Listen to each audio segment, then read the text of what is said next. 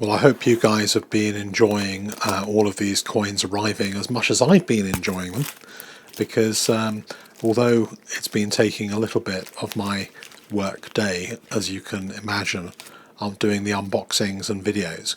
I'm generally not doing too badly. I'm kind of doing it during lunchtime, and it's kind of working out, and it's quite fun showing you guys what's arriving every day, because there's been so many different things this time. Last time there were an awful lot of Panda medals because of all the new pandas that came in over Christmas to everybody.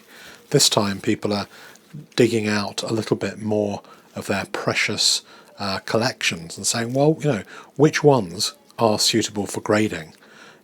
Which ones are going to benefit by being in a slab, which ones aren't, why do I want them to be in a slab?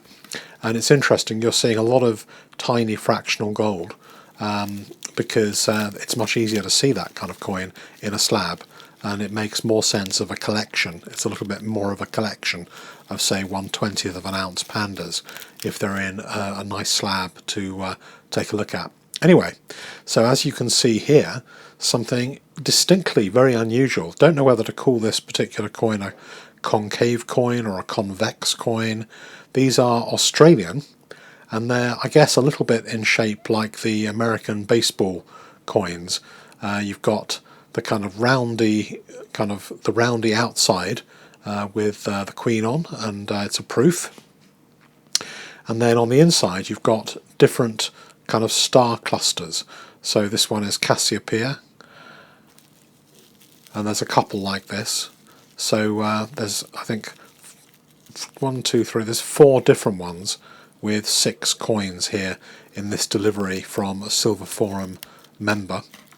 And I guess that because of the convex nature of this coin, they'll have to go into a bit of a thicker holder to give the coin a bit more space inside.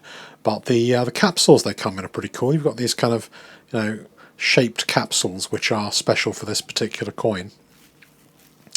So we'll have to make sure we get those back from NGC. They charge $5 to return capsules. I guess it takes a bit of a bigger box and a bit of time. It's not unreasonable really as a charge. So some of these are of the star clusters in the northern hemisphere. This one is Cygnus.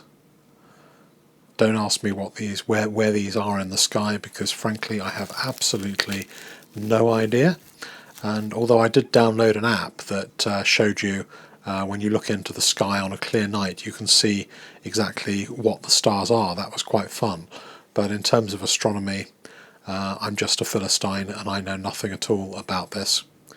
I do know that the sky is often clearer in the southern hemisphere, so when I've been in the middle of Australia and it's very dark, you can see quite a lot more stars. And I'm a big Star Trek fan, but apart from that, that's my only link to the heavens at the moment. So I can't really tell you very much about these particular coins apart from their proof. They're silver, they're Australian, they're pretty, they're colorized, and they relate to stars.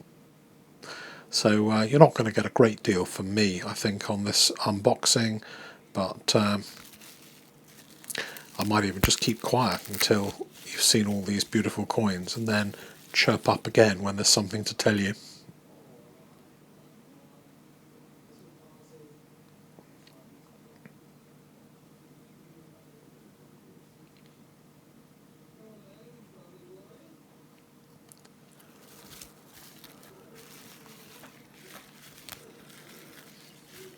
So that was pretty much it for that one.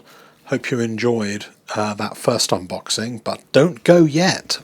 There is more, and I don't know whether it gets better or gets worse, but it does get older in terms of some of these.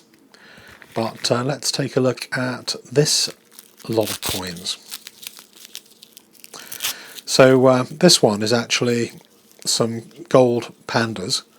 These are a collector on the silverforum who's been trying to put together a complete date set of 20th pandas. I kind of like that as an idea for a date set, because it's attainable, and there's so many Panda sets that you have to be, probably a wealthy Chinese businessman to even think about buying. I think the 95 half-ounce Panda, there aren't very many of, and one of them went for up to $22,000. So relatively, the 20th of an ounce is a lot more achievable and attainable, and actually is quite a nice way of seeing all the different years. So I like this. I have to say the way that this was presented caused me one or two issues. Lots of sellotape, lots of very sticky flips. Don't quite know what I'm going to do with those yet. And as is fairly usual with people who collect these pandas, they do over a period of time start to spot a tiny bit. And a lot of people who collect pandas, even if it may not 100% need it now, they actually send them to NCS for conservation first before they get graded, and sometimes they go up a grade as a result of the conservation, and that can be quite a worthwhile gain on some of these coins. But it would have been nice. I didn't actually know who these were. I found out afterwards, because there was no note in with it. So I thought for a moment somebody had sent me a nice present of some pandas for my collection. I've got a few 20th of an ounce. I've got a 2008, I think, and I've got a platinum one, but really I haven't got very many of the very tiny ones, although I do have a few 1 gram ones from 2016. So there you have it, some pandas for NCS and NCG, and let's have a look and see what's in today's final little box or little package. This one comes from a guy who's on the silverforum who is known as Platinum Skies, and you've kind of seen a link, I think, a while back to his channel, because he was one of the people I went to the London Coin Show with last month. So great guy, good channel, worth watching, dig it out. And he sent me some before, and he sent me some coins again. This time he told me to take very, very good care of them, because they are older coins, and so I can't wait to see what these are actually, because he didn't tell me exactly what to expect, but I understand they're old and they're English. These may have been coins that he picked up at the London Coin Show. I'm not quite sure where they came from, or whether he's had them a long time, but let's have a look at this. Okay, so interesting.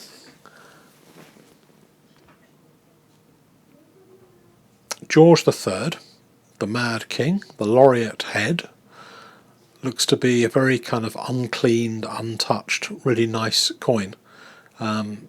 This looks to be a 2 shillings and 6pence. So 1 shilling is 12 old pence.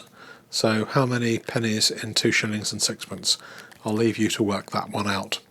But it does look really good on both sides. I don't entirely know how rare these are, but they can't be that common.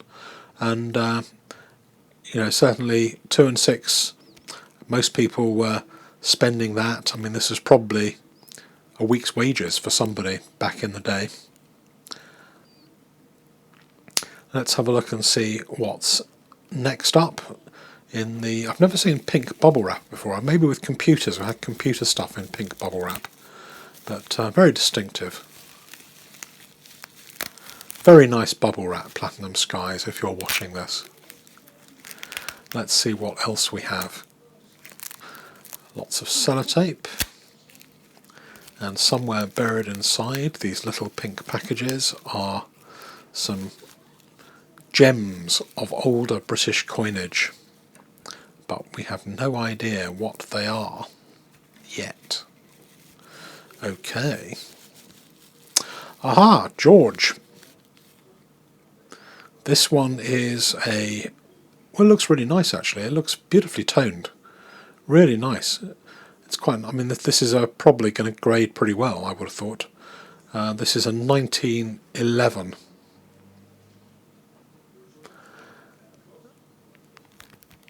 £1 shilling. So 1 shilling is 12 12 pence. And there aren't that many of these that have been kept in good condition. I remember seeing shillings of this kind of era when I was a kid, and they were old Victorian pennies which you could just about see the date, old shillings rubbed away, and then they gradually disappeared during the mid 1960s, late 1960s. And here we have a Victoria Younghead shilling. It's great. A little bit of kind of toning around the outside. Nice coin. I hope this one does well as well. So yesterday, the day before, I can't remember which one, we had sixpences. We had Victorian sixpences. So this is 12 pence, double two sixpences in a shilling. And you've got the Queen's head. Interestingly, the Queen's head, like the outside, the top of it goes out on the Queen's head. The King's head, if you see the King's crown, they go inwards, so it's almost like a kind of curved shape, whereas you get this bulbous shape. So if you ever see the difference, there is a difference between a King's crown and a Queen's crown. Just as an aside, if you're still with me, doing the voiceover recording for one of these is a little bit what it must be like for a BBC announcer to record over a coronation procession, and now the Morris dancers are coming down the Mall, etc., etc. Anyway, hopefully you like that, and there'll be another couple over the next few days. Please like, subscribe, and above all, please comment and let me know what you think.